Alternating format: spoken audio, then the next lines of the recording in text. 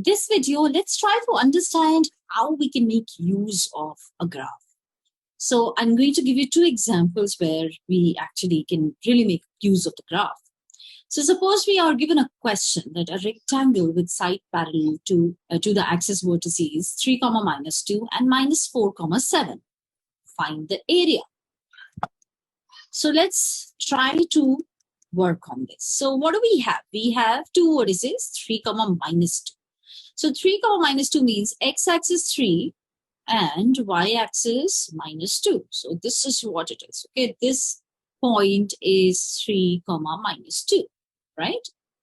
And the other one is -4, 7. So -4 is x and 7 is y. So where you will find it somewhere here. So it's going to be here.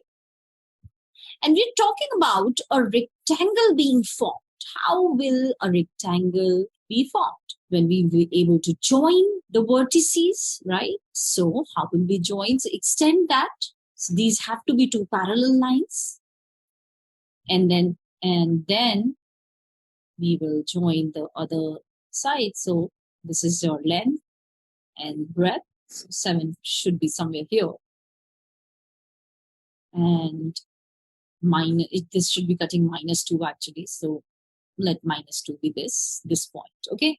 So this becomes a rectangle. And how do I find out the area of a rectangle? Area of a rectangle is basically length into breadth. So you have length and breadth, and area of any rectangle is length into breadth. So length would be no distance formula, nothing required. You don't need to do that much. All you need to do is you need to find this length, guys. So what is this length? This length is clearly y-axis value that you get from here till here. So essentially the y-axis value here, this y-axis value is, the length is 2. The point is -2. So that means it's 2 units out here, right?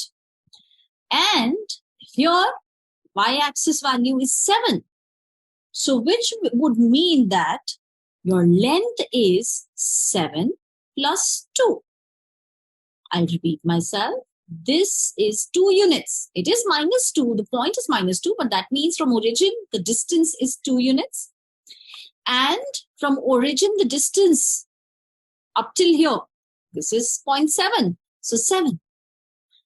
Breadth would be the distance from origin here and plus the distance from origin here, which clearly is 3 from that side, from the right side, and it's 4 units from the other side. So 9 and 7. So clearly, graphically itself, the required area is 9 into 7, that is 63 units. Okay. Next is an interesting question because here we will learn few things as well, apart from just graph. So in this question, we have that fx is equal to x squared plus 2. X is greater than 0. Show that f is invertible. First of all, show that f is invertible. And then show graphically that fx and gx are symmetric about y equals to x. So inverse, we are saying that invertible, and inverse is g. G is inverse. That's what the question says. And we need to show graphically that f and g are symmetric about y equals to x. So, well, invertible. So f is invertible means that I need a one-to-one correspondence. So y is equal to fx equals to x squared plus 2, which means f dash x is equal to 2x, and x is greater than 0. It's given, it's strictly greater than 0. So this is strictly greater than 0, which means that f is a strictly increasing function. So f is a strictly increasing function implies that f is 1-to-1. And if you remember, the moment a function is 1-to-1, then you can create its inverse. So it can be invertible. It can be made invertible. It can be made invertible. Now, y is equal to x squared plus 2. So that implies x is equal to square root of y minus 2 plus minus, but we will ignore minus because x is given to us that it's greater than 0. And that's why we can actually find easily, we can create this inverse. This is because, you can write it down, because x is greater than 0 implies y is greater than 0. So we don't have any issue here. Okay, so we don't have any issue here. So we will ignore the minus sign basically. Okay, to analyze further, what is the range of f? Now fx is given to you as x squared plus 2, and x is strictly greater than 0. So clearly that implies fx has to be strictly greater than 2. So therefore I can say that the range of this function is 2 to infinity. Range of this function is 2 to infinity. So that means we can define. Why do I need range? So that I can define the inverse properly. So we can define f inverse equals to g from 2 to infinity to whatever. So 2 to, if you take the domain of f inverse as range of f, then you can define an inverse for any one-to-one function. Okay, so always remember this. And this can be defined as gx is equal to, we already have figured it out. So it is equal to 2 minus x. And this will be greater than 0. So this will be greater than 0 because x is, your input is more than 2. So this is a valid function. It's a valid function because the input is more than 2. Okay. So remember what we have done here.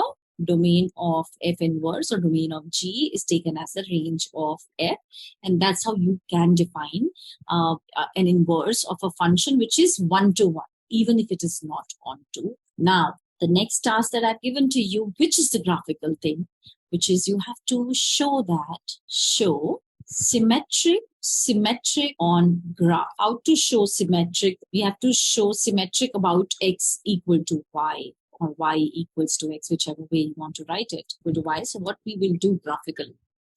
So guys, graphically that means what we will do, we will create the line. So suppose this is y-axis and this is x-axis. Let's create the line x equal to y. X equal to y, of course, is 45-degree line. So you will be getting all x equal to y. So this is, say, y equals to x. This is y equals to x. Okay, guys. What do we have here? We have fx and we have gx. So let's analyze this. What will it look like? Let's analyze this. So you guys, fx is equal to x squared plus 2, where x is greater than 0.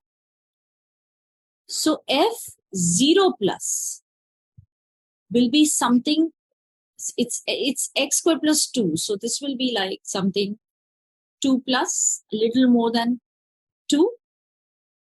F of 1 will clearly be 3. F of 2 will be 6. Now, similarly, if we talk about g here, so gx is square root of x minus 2, where again, here x is greater than 2. That is why this is a valid function, right?